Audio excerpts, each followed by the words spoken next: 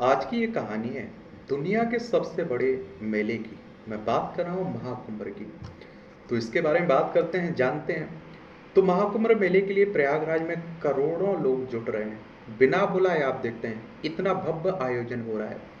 ऐसा माना जाता है कि दुनिया में सबसे ज़्यादा लोग एक जगह यहीं पर इकट्ठा होते हैं। ये मेला एक बड़े क्षेत्र में फैला हुआ है। ये 12 साल में एक बार होने वाला आयोजन है और इसे उत्तर प्रदेश के प्रयागराज, पहले आप लोग इलाहाबाद के नाम से जानते थे, इसमें आयोजित किया जा रहा है।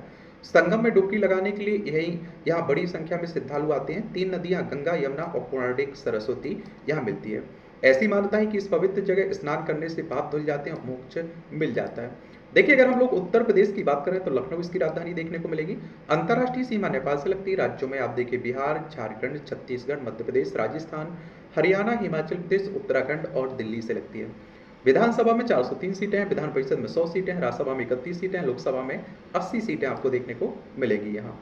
तो ये उत्तर प्रदेश की बात हो रही है।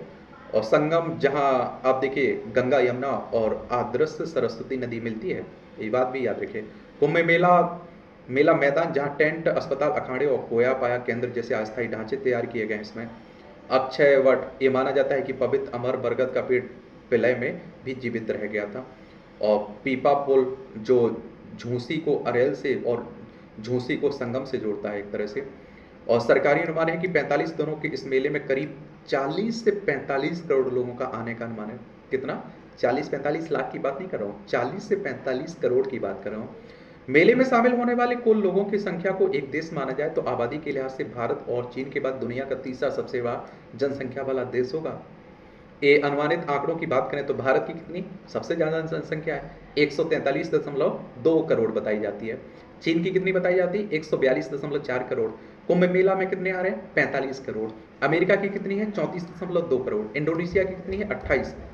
और पाकिस्तान की 24.6 करोड़, नाइजीरिया की 22.5 करोड़, ब्राज़ील की 21.1 करोड़, बांग्लादेश की 17 करोड़, रूस की 14.6 करोड़।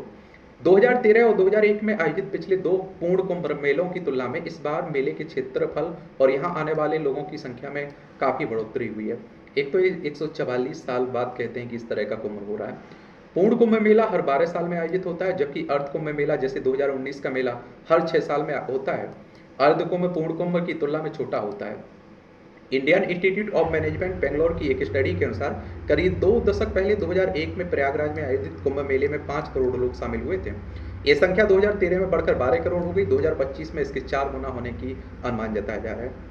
तो 45 करोड़ के करीब आप समझिए आप लोग। गंगा यमुना के रेतीले तटों पर करोड़ों लोगों के जमा होने का अनुमान है। जिस मैदान पर मेले का आयोजन किया जा रहा है उसका क्षेत्रफल 4000 हेक्टेयर है। यहाँ लोगों के ठहरने के लिए टेंट, अखाड़े, अस्पताल, कई अन्य अस्थायी ढांचे बनाए जा रहे हैं। ये पिछले कुंभ मेले की तुलना में दोगुना है। पिछले 3 कुंभ मेलों का क्षेत्रफल हेक्टर में आप देखिए, 2001 में 1495, 2013 में 1537 और 2025 में 4000 के है। कुंभ मेले का आयोजन क्यों होता है? कुंभ मेले का आयोजन की शुरुआत का उल्लेख पुराणों, हिंदुओं के पौराणिक किताबों में मिलता है। सबसे ज्यादा लोकप्रिय कथा है कि मुताबिक समुद्र मंथन के दौरान अमृत की बूंदें पाने के लिए देवताओं और असुरों, राक्षसों के बीच युद्ध हुआ था। इसी दौरान अमृत की कुछ बूंदें हरिद्वार, उज्जैन, प्रयागराज, नासिक में गिरी। इसी वजह से इन 4 शहरों में कुंभ मेले का आयोजन होता है। ये आपको मालूम होगा ना। कुंभ मेला अपने आप में एक पूरा शहर है। यहाँ आवासीय ढांचे, स्वास्थ्य और यहाँ तक कि सुरक्षा की भी व्यवस्था होती है। श्रद्धालु जो कुंभ में स्नान या ज़्यादा समय के लिए रुकने आते हैं वो टेंट में रह सकते हैं या फिर किफ़ायती सार्वजनिक रैन बसेरों में रह सकते हैं। लोगों के आने जाने के लिए अस्थायी पीपा पुल समेत कई सड़कें भी बनाई गई हैं। यहाँ लोगों के ठहरने के लिए आप देखिए 1,55,000 टेंट तैयार किए गए हैं। आप समझ सकते हैं 1,50,000 तो बड़ी संख्या होती है भैया। ये समझ रहे हो आप लोग। ज़्यादातर टेंट में चारपाई जैसी बेसिक सुविधाएं ही हैं, लेकिन वीआईपी लोगों के लिए सार्वजनिक निजी भागीदारी के तहत टेंट सिटी बनाई गई। ये टेंट सभी आधुनिक सुविधाओं से लैस है। जिनके पास पैसा है, जो वीआईपी हैं, उनकी बात हो रही है। और बड़ी संख्या में श्रद्धालुओं के रुकने की व्यवस्था के लिए रैन बसेरे भी बनाए गए हैं, जहां पेयजल और शौचालय की व्यवस्था है। अधिकारियों की ओर से जारी आंकड़े अनुसार इन सार्वजनिक स्थलों में कुल क्षमता 25,000 बिस्तरों की है। देख रहे हैं, अखाड़े कुंभ का बेहद अहम हिस्सा होते हैं। कुंभ में ऐसे कुल 13 अखाड़े हैं और इनके आराध्य देवी यानी जिस देवता की ये पूजा करते हैं उनके आधार पर इन अखाड़ों को 3 समूह में बांटा गया: शैव, वैष्णव और उदासीन। मेले की तैयारियां अखाड़ों को ध्यान में रखकर पूरी की गई है। किसी भी तरह के हंगामे को रोकने के लिए रास्तों की निगरानी की जा रही है। शाही स्नान के दिनों में इन अखाड़ों के साधु और साध्वी एक शाही जुलूस निकालते हैं और सबसे पहले स्नान भी करते हैं ये लोग। एक अखाड़ा कैंप में एक ध्वज, एक मंदिर, जमा होने की जगह, ठहरने की जगह, खाना खाने की जगह भी होती है इसमें। समझ रहे हैं आप लोग? तो ये भी आप लोग याद रखिएगा। मेला मैदान में महिलाओं और पुरुषों के लिए अलग अलग शौचालय की व्यवस्था है। सरकार के आकलन के अनुसार 1,50,000 शौचालयों का निर्माण किया गया है। इसकी साफ सफाई के लिए 15,000 सफाई कर्मियों को भी नियुक्त किया गया है। बड़ी भव्य व्यवस्था हो रही व्यवस्थित तरीके से। गंगा में कुल 30 तैरते पुल, पीपा पुल बनाए गए हैं। ये पुल झूसी से संगम और अरेल से झूसी आने वाले जाने के लिए बनाए गए हैं एक तरह से।